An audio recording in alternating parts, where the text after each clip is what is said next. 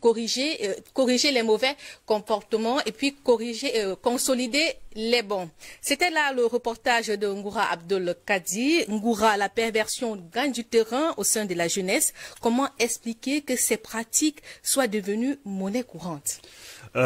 Autant à Dipoutou, il faut le dire, ce phénomène est d'une manière ou d'une autre attribué à l'essor de nouvelles technologies de l'information et de la communication, autant les sociétés ou bien la société est également responsable, puisque tout va de la maison à l'école, dans la rue, partout où ces enfants fréquentent. Tenez, par exemple, lors du tournage de ce reportage, on était du côté du lycée Jos de Douala, et le premier constat qui a été fait, disons, par un responsable du côté de cet établissement-là, qui nous a entretenus sur ces vidéos qui pullulent la toile, elle nous a dit que la tranche d'âge, et ces choses qu'on a vérifiées de ces enfants, varient entre 13 et 19 ans. Vous convenez avec moi, c'est l'âge l'âge auquel les enfants ont souvent cette curiosité de se découvrir, de découvrir la sexualité, à quoi ces choses-là se ressemblent.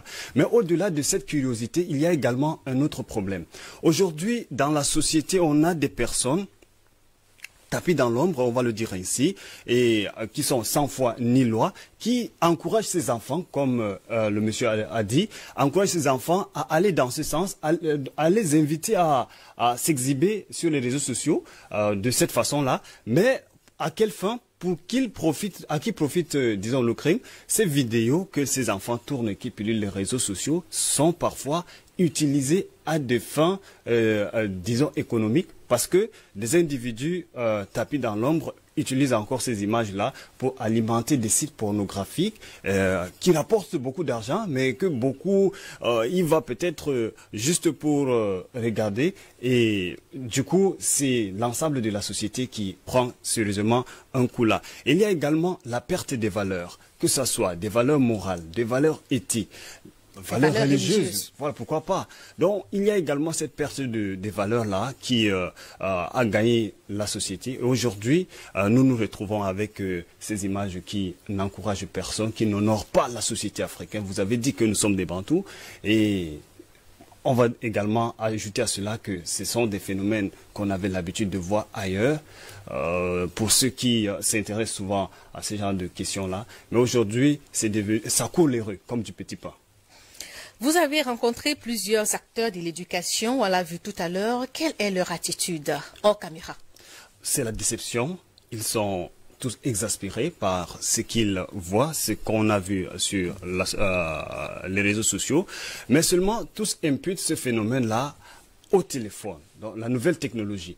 Aujourd'hui, vous allez voir un enfant de 9 ans qui a entre ses mains un téléphone Android qui lui permet souvent d'aller sur certains sites. Et ces sites qui sont non contrôlés, vous allez voir des jeunes à qui on remet des tas de choses qui n'ont pas encore la maturité, qui n'ont pas été réellement sensibilisés sur l'utilisation réelle de la chose, qui ont entre leurs mains cette arme-là, puisqu'il y a lieu de souligner que le téléphone aujourd'hui, c'est une véritable arme qu'on a laissée entre les mains de la jeunesse. Et il y a également ces responsables, ces parents qu'on a également eu à rencontrer dans la rue, qui du moins font leur mea culpa, qui acceptent quand même que les parents ont démissionné de leur rôle aujourd'hui. Ils ont abandonné la charge complètement aux enseignants. Tous, souvent, se lèvent le matin, nous sommes à la recherche du pain quotidien. On envoie l'enfant à l'école, l'enfant part à l'école le matin, il rentre souvent à 15 h ou bien au-delà. Le parent ne prend pas la peine de vérifier qu'est-ce que l'enfant a fait à l'école. S'il était même véritablement à l'école. Voilà, tout est dit, s'il était véritablement à l'école. Et c'est autant de choses. Il y a également l'absence du modèle social aujourd'hui dans notre société. La même dame qu'on a rencontrée du côté du lycée Jos de Douala nous a fait comprendre qu'elle s'est amusée un jour dans sa salle de classe à demander à ses élèves, bon, plus tard, que souhaiteriez-vous devenir? Donc les enfants devaient proposer leurs modèles sociaux à travers, disons, un papier et remettre ça à l'enseignant. L'enseignant dit qu'il tombe des nues parce qu'il se rend compte que ce sont des personnages qui incarnent souvent des rôles qui sont antisociaux que ces enfants prennent comme modèle.